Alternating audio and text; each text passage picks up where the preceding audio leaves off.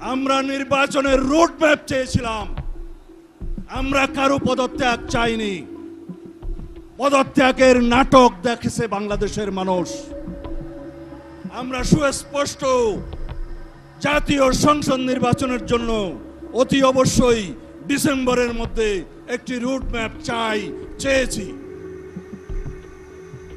আমরা গণতান্ত্রিক অধিকারের জন্য যদি কথা বলি, সেটা যদি আমাদের অপরাধ হয়, সেই অপরাধ আমরা বারংবার করতে থাকব। আমরা আশা করি এই সরকার আইনের শাসন প্রতিষ্ঠা করবে, আদালতের রায় কার্যকরের মধ্য দিয়ে ইশরাক হোসেনের শপথ পাঠ করাবে। এই সরকার নির্বাচনের জন্য রোড ম্যাপ প্রদান করবে। অন্যথায় যদি এই অন্তর্বর্তীকালীন নিরপেক্ষ সরকারের বিরুদ্ধে গণতন্ত্রের দাবিতে, নির্বাচনের দাবিতে বাংলাদেশের মানুষকে আন্দোলন করতে হয়, সেটা হবে ইতিহাসে একটি দুর্ভাগ্যজনক অধ্যায়।